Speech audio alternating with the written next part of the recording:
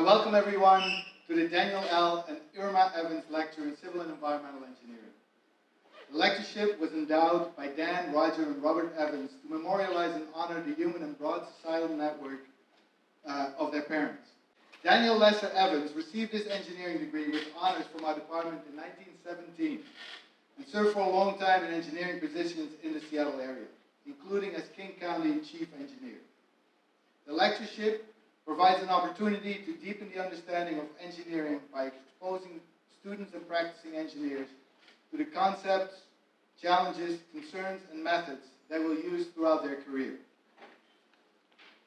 Before I continue, a brief note of remembrance. At last year's lecture, as on many prior occasions, we were joined by Daniel J. Evans, class of 48 and 49, who, like his father, graduated from our department and who entered a long career in public service, including as three-term governor of Washington State. At his side was his wife, Nancy, right here, or viewer left, who was a vibrant presence within the CE community, known for her enthusiasm for this lecture series. Nancy Evans passed away in January, at the age of 90. Her commitment to civic engagement and her role in motivating others towards public service have and will continue to influence the UW community for years to come. So, it's truly my great honor to introduce Professor Laurence Smith from Brown University. Professor Smith is John Atwater and Diana Nelson University Professor of Environmental Studies in the Institute at Brown for Environment and Society and the Department of Earth, Environmental and Planetary Sciences. Previously, he was a professor and chair of geography at UCLA. Professor Smith's interests include the Arctic, water resources, and satellite remote sensing technologies. He's a Guggenheim Fellow and an elected Fellow of the American Geophysical Union. His work has appeared prominently in IPCC reports on climate change, and he's currently assisting NASA with a new satellite mission to monitor global water resources. Professor Smith has written two general interest books: The World in 2050, Four Forces Shaping Civilization's Northern Future, and the more recent one, Rivers of Power. Today's lecture builds on the themes of that book. He brought a number of copies with him, which will be available on a first-come basis at a brief book signing during the reception after the lecture. With that, please join me in welcoming Professor Smith. Thank you, everyone. And yeah, the talk doesn't build on the book at all. It just cherry picks from it a little bit, so you don't have to read it. Just watch some of this, and you'll be fine. And yeah, they are complimentary, and help yourself on the way out. Thank you very much for inviting me here today. This is a supreme honor to be invited to speak before you for the Evans Lecture. I'm aware how distinguished this series is, and I thank the donors' families for keeping this going for, as I understand it, it pays respects to 3 generations of the Evans family. So really, really quite amazing. And what I'd like to, for my day job, for my core research, I do remote sensing hydrology, Arctic expeditions in Greenland, but I'm not going to talk about that today. Instead, I'm going to speak to a little side project I did for a sabbatical year, in which I challenged myself to ask in a more fundamental way, why are rivers so important to humans? I mean, I've been studying them and enjoying them my entire career. I love rivers. I remote sense them. I stick instruments in them. I'm interested in water quality and all these other sorts of things. But for this sabbatical sojourn, I wanted to think outside of my own field. And one of the great privileges of an academic career, of course, is that we have the freedom and the space to do that, especially after we get tenure. So I decided to unpack this, and furthermore, I kind of threw this out at some of my undergrad classes. And if we had time in a smaller room, I could do the same thing here. I'd have you yell out from the audience, why are they important? And we would very quickly, we don't have time to do that really, but within a minute, your comments from the audience and saying, well, rivers are really important for water supply. We need them for water supply. We need them for transport. Like, for example, the Mississippi and Ohio River valleys are major transport corridors for the United States, kind of an underappreciated part of their national infrastructure. They're important for agriculture, irrigated agriculture. You're certainly very well aware of that here on this coast. They're important for energy generation and dissemination of hydroelectric power. They're important for fisheries and ecology, particularly in many parts of the developing world where freshwater fishes, for example, in Southeast Asia, are a big part of the culture and protein sources for people. And they're even important for culture if you think about it a little more deeply. As we'll see later in the talk, nearly all of our major cities have rivers running right through their centers. And as a result, societies have grown along their banks, and as our urban culture has changed, the rivers have often been there many steps of the way. Indeed, when I proposed to my wife, I really wanted to say yes, so I flew her to Paris and proposed on the Pont du Arc because I wanted to put her in a position where, of course, she's going to say yes. If I spent all that money and flew her all that way, because it's a very romantic and special place in my heart and in the hearts of many others people. So, and we could come up with many more if we did that whiteboard exercise. But as I thought about all these reasons that were popping up, on my pad, I realized this is going to be a very difficult book to write if I wanted to touch upon all of these things.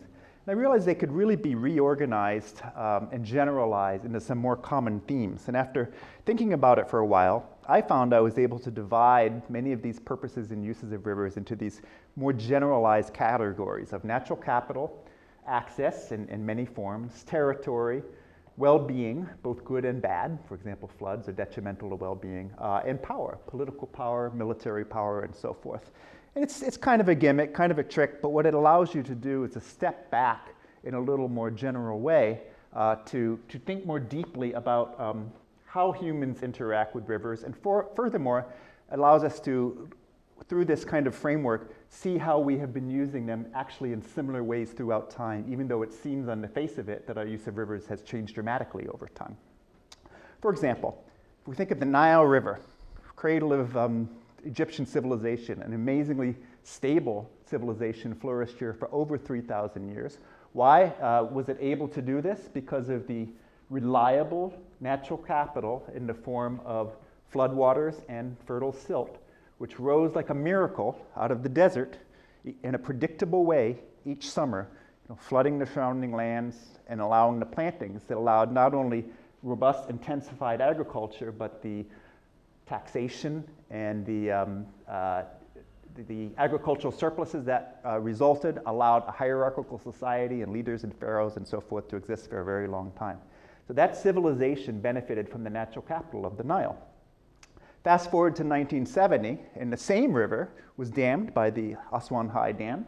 Its natural capital, that ended the flood, but the natural capital of this river was now harvested in a different way, this time in the form of stable municipal water supply and hydroelectric power generation. Same river, seemingly two totally separate uses, yet when we look at it under this rubric, you can see the river is still continuing to supply natural capital to human societies, just in a different form.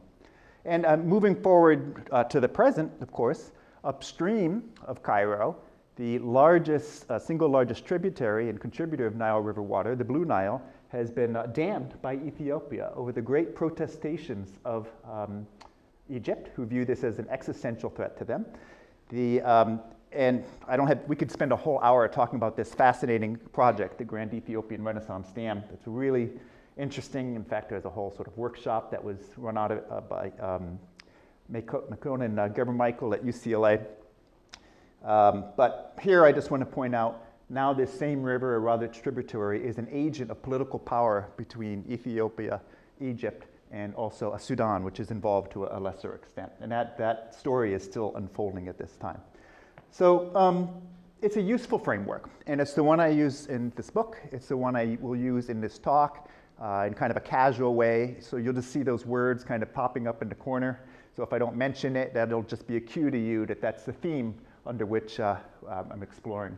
So just to get the bottom line up front, the central thesis of this book is that rivers have influenced human societies in many, many ways, and specific human uses of rivers have changed dramatically over time and space.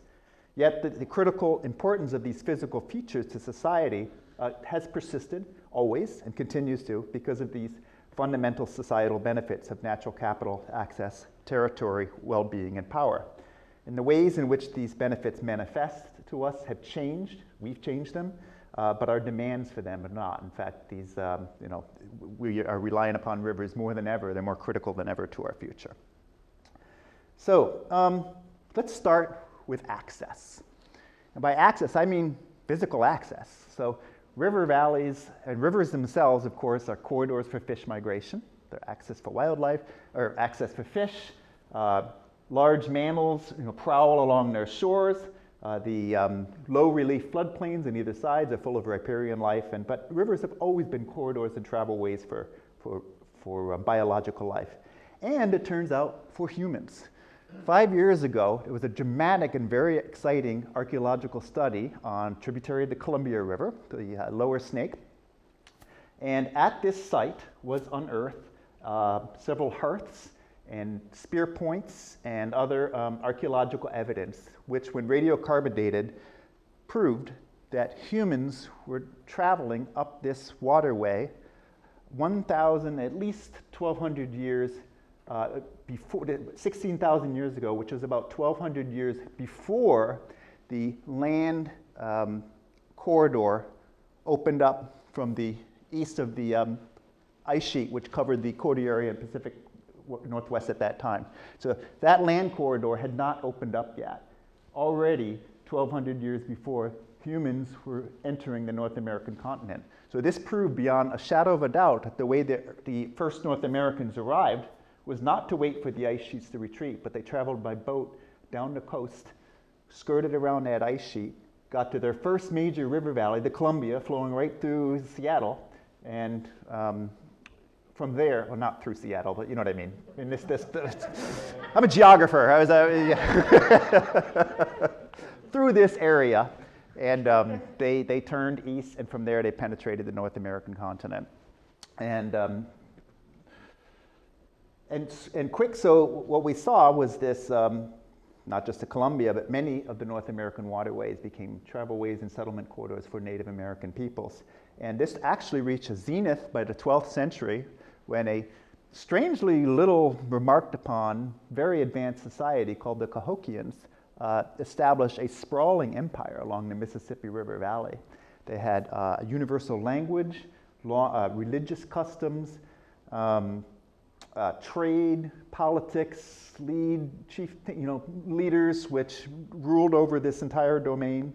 They built pyramids. They were made of logs and earth, so they didn't survive, the way that the Egyptian ones did. But they were nonetheless, it was an extremely impressive, advanced and hierarchical society that flourished right here in North America.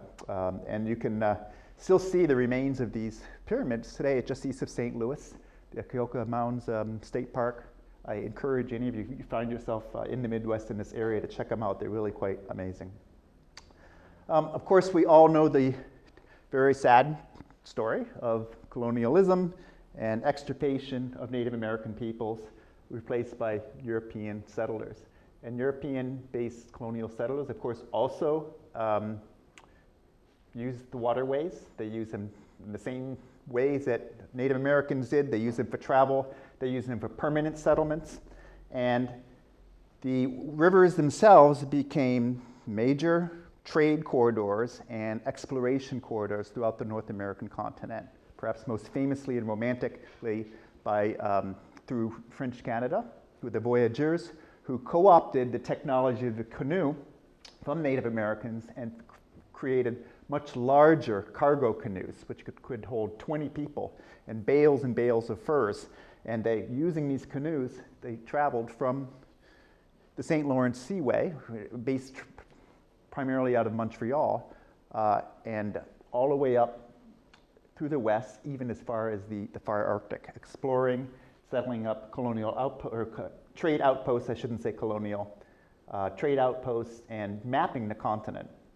They were really the first ones in Canada, the first whites and settlers to see these areas, but others followed.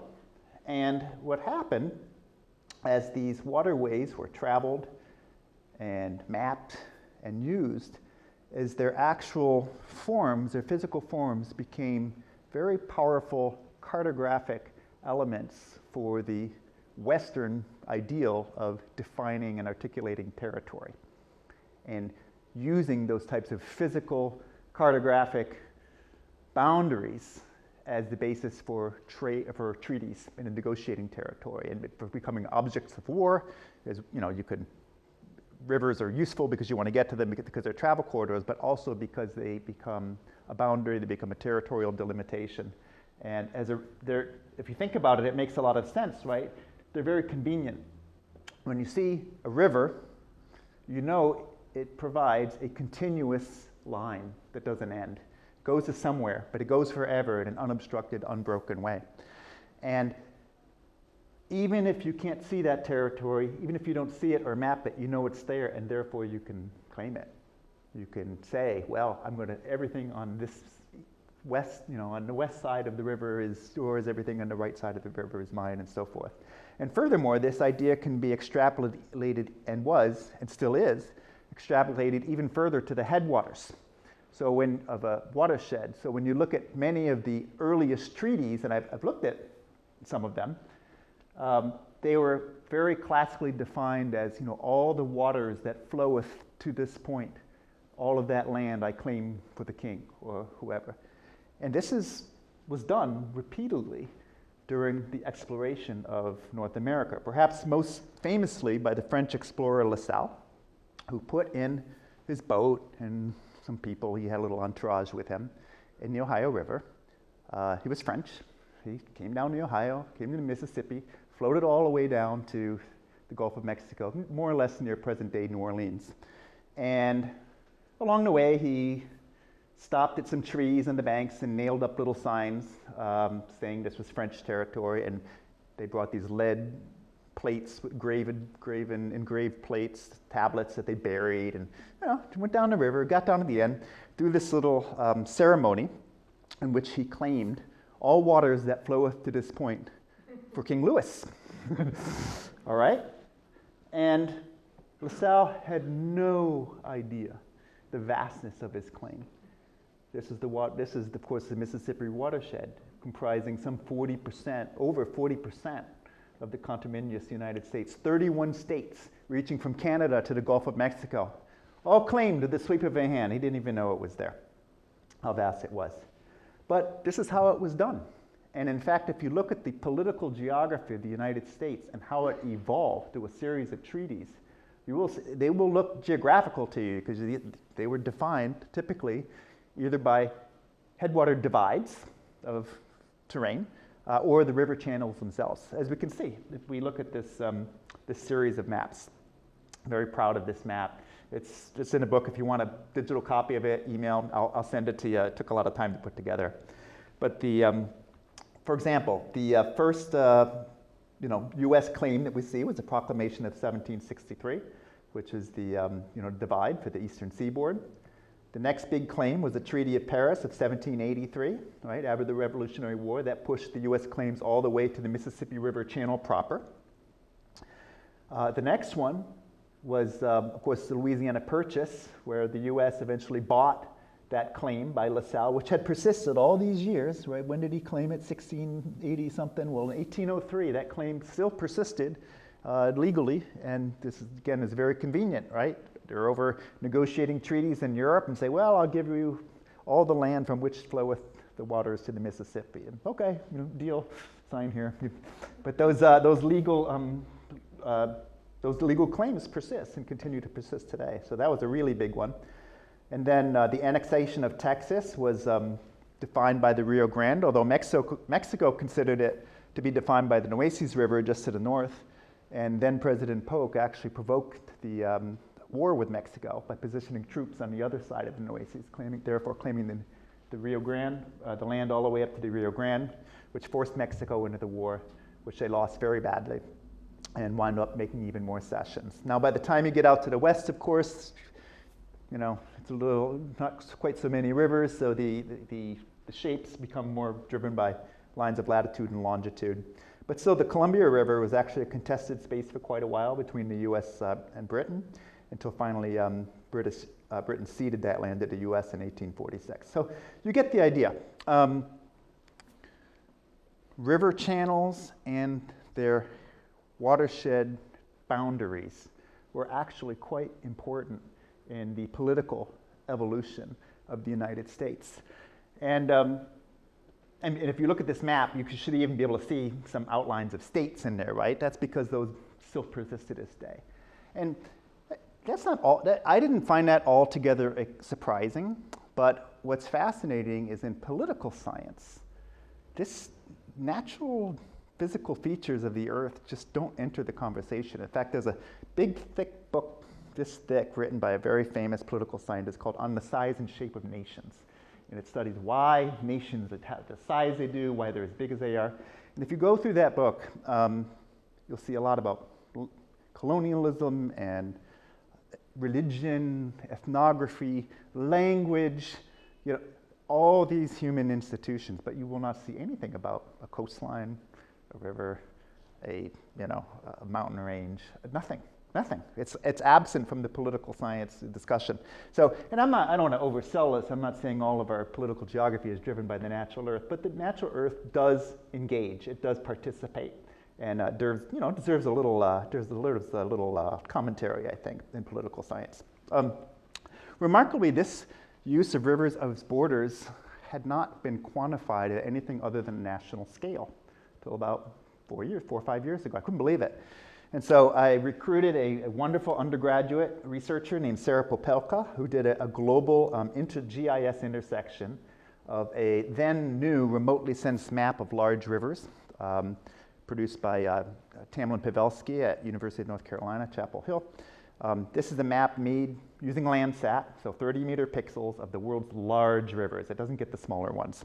But once that global product was available, it could be intersected with global maps of political boundaries at the national, sort of subnational, sort of state, province, and smallest jurisdictions, sort of like counties, globally. And using some fuzzy GIS, because naturally these things don't align exactly, so it's a little more complicated than it sounds to try to overlay this river map with political maps. But using some fuzzy GIS, Sarah was able to quantify to what extent river channels were used to define political borders. And if you exclude coastlines, which is actually the #1 thing that defines borders, period, just flat out, it's when you butt against an ocean. If you control for that, we find it's a pretty significant number, especially when you consider how arid some parts of the world just don't have great big rivers, right? With about 1/4 of national borders and 17% of state province borders and 12% of local county borders using them as their political boundaries. I found this really quite fascinating, this quantification of it. So that data set is out there if anybody wants to play around with it.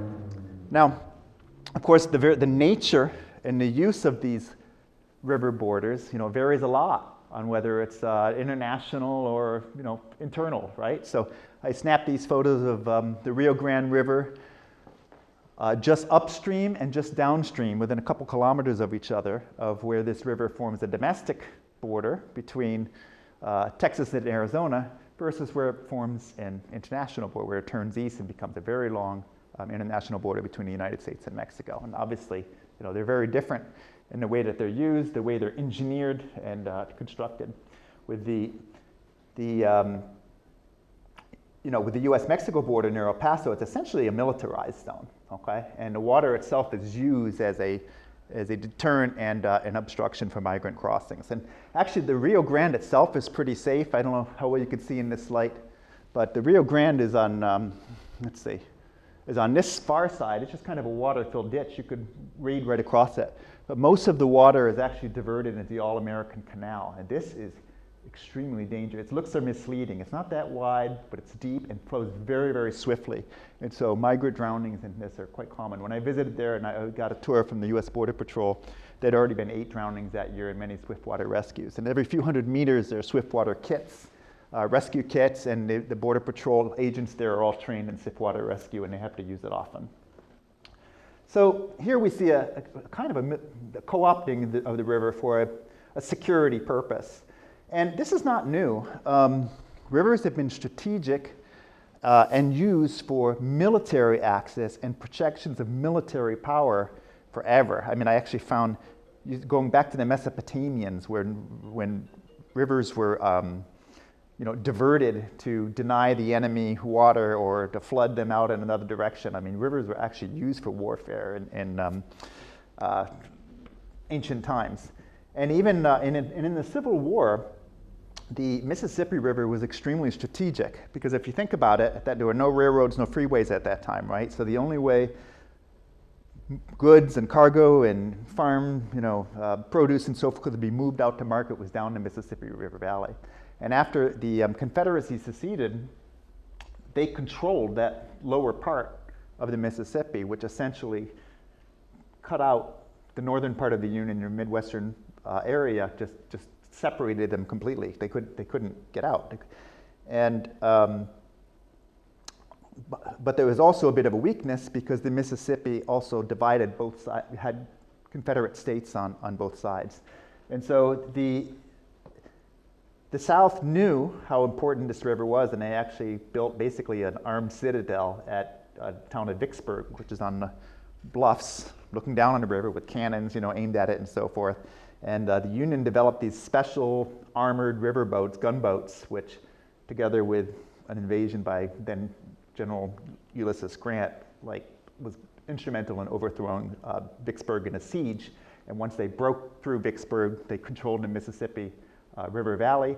And that, along with Gettysburg, those two events were pretty much instrumental in determining the outcome of the war. So a really interesting technological and military gambit on the part of the Union. Another period in history which I did not know about, and frankly moved me greatly. And if you do pick up a copy on your way out, first of all, keep it by your bedside if you have insomnia. 2 pages, you'll be out. But if you do pick up a copy, if there's one section I'd like you to ask you to turn to, it's called The Century of Humiliation. And it was a 90-plus year period when Western powers, Britain, Japan, Germany, Italy, even the United States to a certain extent, projected control over China through coastal cities and also armed gunboats steaming way high up, way upstream on the Yangtze River. It's a fascinating time. It surrounds the Opium Wars. I never really thought much about the Opium Wars or realized just quite what was done there, but it's an extraordinary story. And rivers and the use of rivers to project military control was a big part of it. And it lasted for almost a century. And if you think about the scars of the Civil War still on this country, it was a 4-year war, right? A 4-year war with some armed gunships moving up and down the Mississippi, and there are still scars from the Civil War in this country between the South and the North. Imagine a century-long occupation using these types of technologies. And so learning about this time really helped me to understand a bit more of the Chinese worldview today. It's very fascinating. I recommend it. The Mekong River Delta during the Vietnam was definitely a riverine theater with a lot of activities. I actually interviewed the gunner for one of these types of vessels. They're basically napalm boats that were used to defoliate the banks and also to attack enemy positions. Really very dramatic. And then more recently, during the brief-lived aspiring caliphate by ISIS, that activity grew from the banks of the Euphrates River, and ultimately, its last stronghold was also along the Euphrates River. And right now, with the war in Russia and Ukraine, the Dnieper River continues to be a contested space. It's just 10 days ago, there was an island in the middle of it that Ukraine took back, and it's strategic because they have views of they can control, how the Russians come over and so forth. So I'm not overplaying rivers as like a wartime thing. I'm just pointing out they participate in war efforts, and they are one of many strategic aims during times of war for projections of military access and projections of power. But wars end, industry returns, civilizations return, and we had those little towns and settlements along the banks, have grown and continue to grow. And Why? Because the natural capital that these rivers provide is useful to society. They, in hydrology, there's a famous table put together by a famous hydrologist named Shiklemanov. He had some very illustrious sons too who are also hydrologists, but he has this table of all the, how much fresh water, where the world's fresh water is locked up, right? 98% in the oceans and 2% in glaciers, and something, rivers and lakes are something like 1%. It's a tiny, tiny fleeting fraction. But what's misleading about that table is it doesn't get into the turnover time, right? So rivers, they're flux. They're like fuel lines. Sure, the instantaneous volume is fleetingly tiny, but because of the movement and the flow through them, they're hyper-concentrated flows of mass and energy, which can be tapped by humans. Their energy can be tapped, and certainly their mass can be tapped. And so through engineering, we have been co-opting that mass and energy for a very long time. I mean, some of the earliest dams go back, they're well over a millennium old. And that's what we've been doing, and it's worth it, despite the threats to our well-being from floods. Not all, when I say well-being, it can be good or bad. And there's no question that the destruction of property and life by floods is an ever-present threat. It's one that is intensifying in some parts of the world due to climate change, though it's less conclusive in others and perhaps even declining in others. But, setting aside climate change, as you know, floods are a threat when humans live alongside of them. And, as I started to research this chapter, I found some really interesting things, such as, for example, economically speaking, floods can actually be good for a place.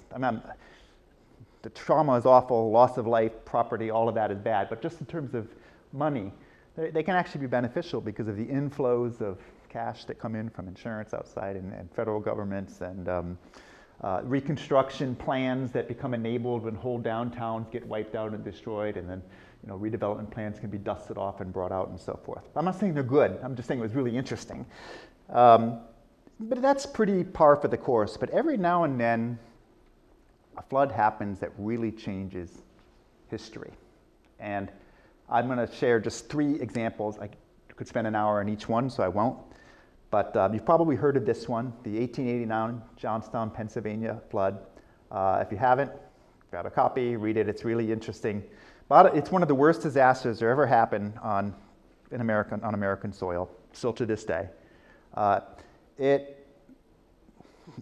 In a nutshell, it happened due to gross negligence by an elite group of very wealthy people who bought a dam property, didn't take care of it. It was sort of their private fishing retreat. And their gross negligence caused the dam to fail and killed all these people downstream in the then very vibrant and growing town of Johnstown, Pennsylvania. The net outcome of this, they never paid a cent. They weren't in trouble. At that time, the United States did not have what's called strict liability doctrine in jurisprudence, in law. Strict liability legal doctrine is now ubiquitous in our lives. So when the woman, however many years ago, dropped the McDonald's coffee in her lap and it burned her and she got however many millions of dollars, right? The litigiousness of our society, we're all paranoid about getting sued. That's why everything we do is cloaked and, that all can be traced back to this event, to this flood. And some similar things are going on in the UK at that time. So a pretty consequential outcome from society could be traced back to this event. A second one, very interesting, a huge but strangely forgotten flood of the Mississippi River in 1927. Don't have time to get into all the details, but the bottom line is the aftermath of this flood helped to elect a president, Herbert Hoover. It accelerated a movement of black Americans from the south to the north, the so-called Great Migration. And it also sowed the first cracks of discord between black voters and the Republican Party, which at that time, black voters were basically as loyal to the Republican Party more or less as that affiliation is strong with the Democratic Party today. And it traces back to the abhorrent treatment of blacks in the South during the aftermath of this flood. This one I'd never heard about. Kind of blew my mind. So in 1938, this is during the run-up to World War II, there are two so-called Sino-Japanese wars. Perhaps some people in here have studied it. I didn't know much about it. But very interesting time. One that doesn't get taught very much, at least it wasn't taught to me when I was going to college and taking my history classes and so forth. But China was being invaded by Japan. The Japanese Imperial Army was marching on Wuhan. And the then leader of China, Chiang Kai-shek, who was supported by the West and the United States, decided to slow them down by breaching the dikes on the Yellow River and diverting its course into the path of the advancing Japanese army. We're not talking about a little breach like make it wiggle. We're talking the river used to flow north for 800 kilometers. No, let's turn it, and it went south for 800 kilometers. Now, geologically speaking, this is fairly normal. The rapid sediment aggradation rate in this river means its riverbed is raising something like 10 centimeters a year. So it's a plain, this thing has been avulsing forever, okay? In fact, the reason China has such historically high drowning deaths is this river is called like the River of Tears. I mean, it's a deadly, deadly river. So that's all it took. They blew this and diverted it in the path of the oncoming army. It slowed him down for a little while, but he also didn't warn his own people. So nearly 1 million Chinese were killed, and more were displaced. Over 3,000 villages were destroyed without warning because of this flood. And you know, China in 1930, I mean, there was a very different worldview about the value of human life in the 30s and 40s than there is today. So you can't directly translate it. But even then, even in China, this was a travesty. And Kai-shek initially denied it.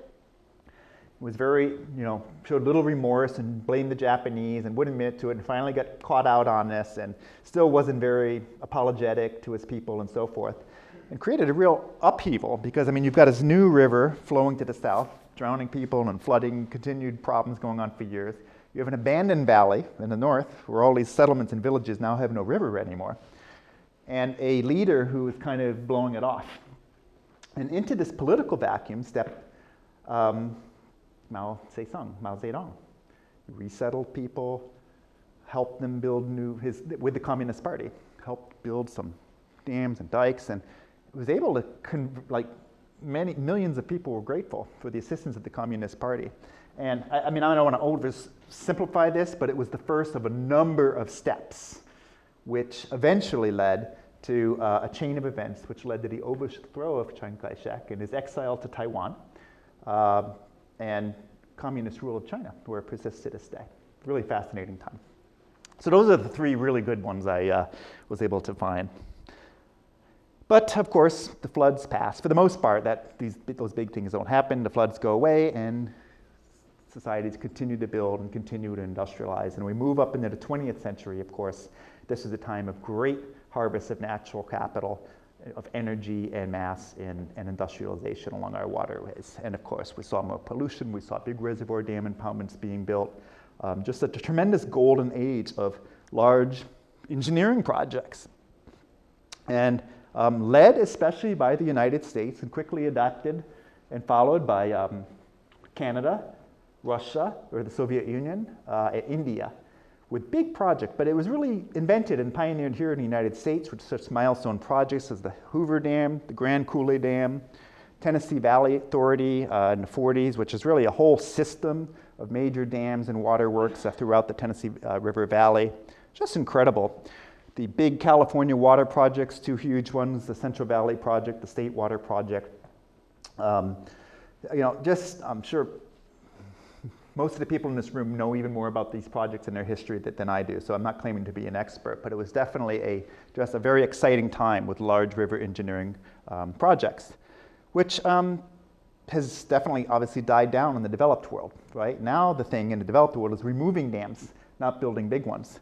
But the big dam building spree is now, that tradition has been taken up by the developing world in a major way. Again, as many of the people in this room know. Here we see the GERD in its early construction stage. Massive project, large, 2/3 complete by China now. China's south to north water diversion project, emulating the California projects, but on an even grander scale. Of course, China is wetter in the south and drier in the north. So these projects basically divert water from the Yangtze River Valley northward. And the third and final part, which won't be completed to around the mid-century or so, will rejigger some of the headwaters over towards the plateau to, again, divert more water towards the Yellow River. Just a massive project. But wait, there's more. And yeah, I mean, it's incredible, like canals going under rivers, rivers going under rivers. Just the scale of this mega engineering is phenomenal. With all kinds of environmental, I'm not just saying this is all wonderful. I mean, there's pros and there's cons, you name it. But wait, there's more. There's a plan, which has been talked about since the 50s when it was under British colonial rule, to majorly reconfigure the Indian subcontinent and the headwaters, in the Himalayas, called the National River Linking Project. I'm not sure of the current status right now, to be honest with you. I haven't been following it. But when I was researching this, Modi was a huge fan of this, and the Indian Supreme Court had just made a decision which sort of lifted some environmental obstacles to allow it to go forth. And it has different phases and different plans and so forth. But it's just epic in scale. Just reconfiguring, diverting major river diversions to whole other basins, flipping in headwaters in the Himalayas. We'll send the water this way or that way through tunnels, and just makes the Chinese project look small and the Californian projects look minuscule. Should this come to pass, it's not underway. It's an idea that's being talked about, and I think a few early pieces of it have been done. Okay. So obviously there are societal benefits to these big engineering mega projects, or else they wouldn't happen. There are also a bunch of negative impacts. I think with this audience, I don't need to belabor this slide. I'll just let you kind of look at it. I think you know them all already, but it's just a fascinating topic and a very significant one. And it represents humans we have the capacity to rework and engineer rivers on the scale just unimaginable, really even 100 years ago. With lots of issues. There are some exciting new ways in which rivers and flowing water are being envisioned. I mean, it's not just engineering project. Like I said, in North America, as you know, it's dam removal and river restoration and reopening block fish migrations, bringing recreation back. Like that's the trend in North America. And there are some other ideas and imaginings of new technological ways we can use these geographical features, including it's a niche. This is not a big deal, but we're seeing in some areas, particularly the UK, a reinvention and resurgence of some very old technologies like water wheels and Archimedes screws. And at the grand scale, that's like one extreme, kind of small and niche. On another, there was an audacious plan being talked about just a few years ago about perhaps turning this is before Hoover Dam, filled back up again, but when it was practically a dead pool and everybody was saying its use for hydropower is doomed. Well, why not turn it into a massive pump storage facility and cover the surrounding desert with solar panels and windmills, and when the sun is shining and the wind is blowing, pump the excess water back up on top of the Hoover Dam, and then when those intermittent sources go quiet, run it back down through the turbines. I mean, this is an idea that was being explored by the LADWP. I don't know the current status of it, but it certainly was audacious. $3 billion project. There are also some exciting developments in information technology. I would be remiss if I did, this is what I do, so I would be remiss if I didn't at least mention these. Starting with the launch of ISAT-2, which was a laser altimeter. It's able to measure water. It wasn't designed as a hydrological mission, but you can actually measure water levels quite precisely with it. If the water's clear, you can even get depth, bathymetry down several meters. And using these data sets, one of my students did a really great global analysis of just surface water storage variability in reservoirs versus all other natural water bodies. Not all of them, because ISAT-2 is it doesn't blanket the Earth. It's just a profiler. So with the amount of the Earth that she was able to sample with ISAT-2, she was able to quantify that globally for the whole planet, humans now control 57% of surface water storage. And that's global, so it includes places like the Arctic where there are hardly any people. So actually it means in many areas it's 100%. So we fully control surface water storage. And we know that for the Colorado, for example. We could swallow up 3 years worth of the Colorado River and not let any go downstream. But it's really quite an exciting technology that becomes enabled. You can do these types of global studies in a systematic way with these remote sensing platforms. And one which I've been personally involved with for over 20 years and launched about 18 months ago is the Surface Water and Ocean Topography Mission, or NASA SWOT. This is a radar. This is a radar altimeter using two synthetic aperture radar antennas, which allow us to create three-dimensional maps of water surface elevation. And the data they're just starting to come out. They're getting cleaned up. They're being validated. You know, it's going to be a bit of a process, but they're starting to come out. The signal returns over open water surfaces are very strong.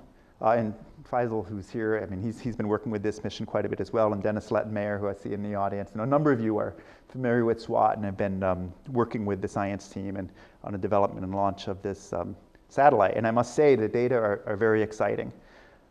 We could do things like now measure water surface slope directly, you know, from space with this technology.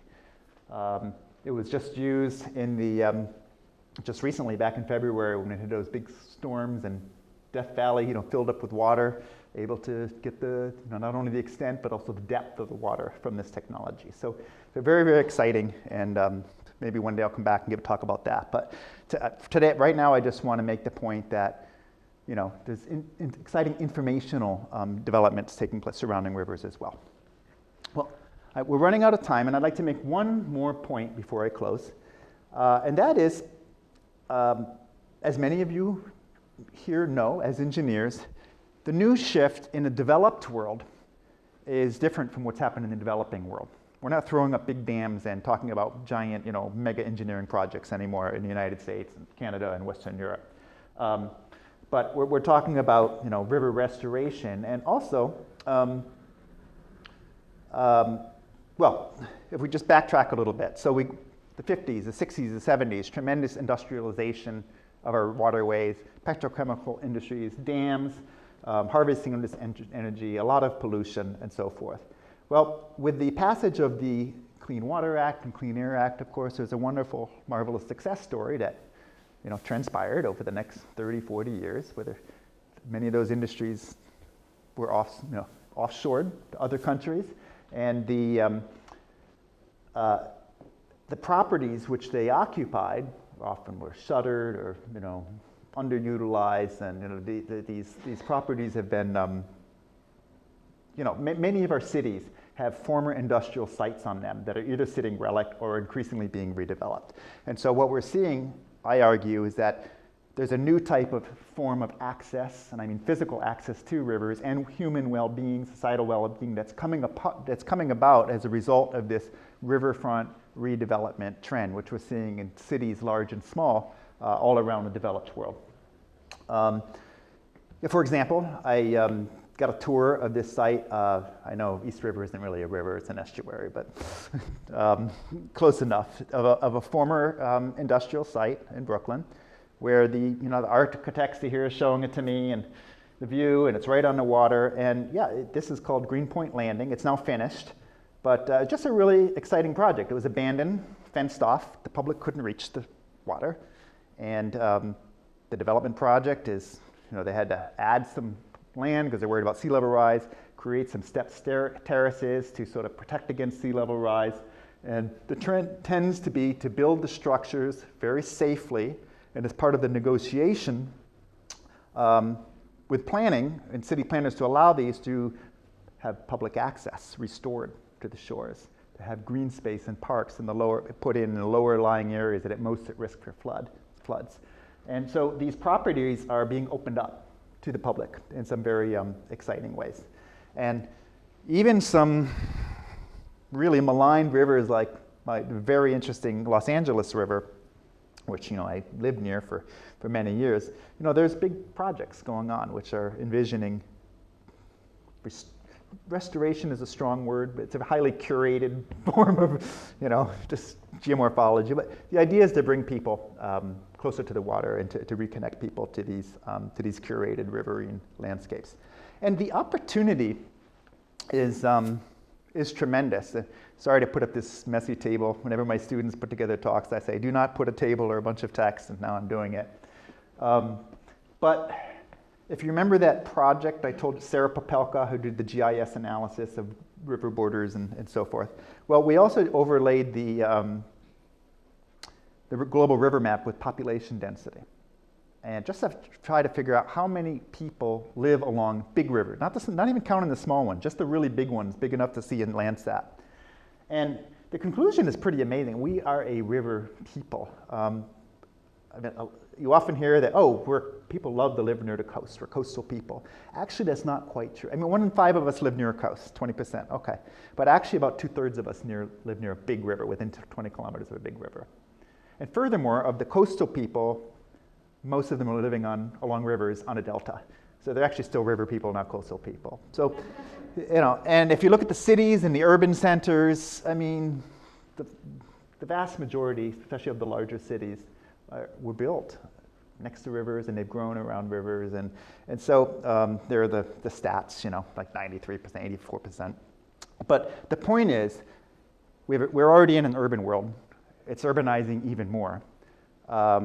Lots of other studies I don't have time to get into, point out the benefits of people being in nature, being outside, but not everybody has the time or the money or the equity, has the opportunity to hike the Appalachian Trail, okay? But there might be opportunities from kids in South Central LA to get down to the river if they would clean up that thing and restore it. So it's kind of a neat opportunity for a marginal and highly curated form of nature to impact some lives in urban areas, which is the point I want to make. And it's happening all over. Hamburg, here's a restoration project. Shanghai redid its waterfront with parks and green space and public areas. London, the Battersea power plant, shuttered up. It's a huge, massive project. And it's not just parks. There's lofts and businesses and stores, and you know the story. But even in my little city of Providence, Rhode Island, which was heavily urbanized, its river was paved over. That cement was removed and some parks were put in, and now they have these regular summertime so-called water fire festivals multiple times a summer, which bring people down to the water. Really kind of cool. Now, I looked hard for Seattle. I didn't find much. I know your main waterfront development here is, what's it called? Just the downtown waterfront. It's really, really lovely and really great. But you do have one. You do have one down on the Hapus Village Park down on the Duwamish Waterway, which looks extremely industrial. But there is one there, and I haven't seen it. Has anybody here been there? Okay, nobody. Well, you know what? Maybe you should check it out and report back, because it's there and it's publicly accessible and it looks kind of cool. Okay. So that was the last, and this is a way that, another form of access and well-being that involves a lot of engineering and river restoration, and it's a big trend that's happening all over the developing world in cities large and small. So that's the new incarnation of how people are interacting with these physical features, and it really involves a lot of civil engineering, obviously. Okay, so to conclude, let's wrap it up. Rivers have significantly shaped human history and continue to influence us today. Nearly 2 in 3 people and more than 90% of our large cities are found within 20 kilometers of a large river, and often with a thing running right through the middle of them. Not always, but often. The ways in which we have used rivers has changed dramatically over time and space, I should say. There are also interesting geographical differences. Like right now, big dams are being developed in the developing world, and the developed world is going in the other direction. So it's not uniform over space or time. Yet, the societal importance of rivers does persist through these broad categories of natural capital, access, territory, well-being, and power. The manifestations of these benefits, they've changed. The specific ways in which we use rivers have changed, but our demands for them have not. And we are connecting to rivers in new ways through rapid advances in technology, information, and river restoration. So it's changing again, as it has throughout history. So those are my main points, and happy to have any questions if we're not over time. Okay, thanks.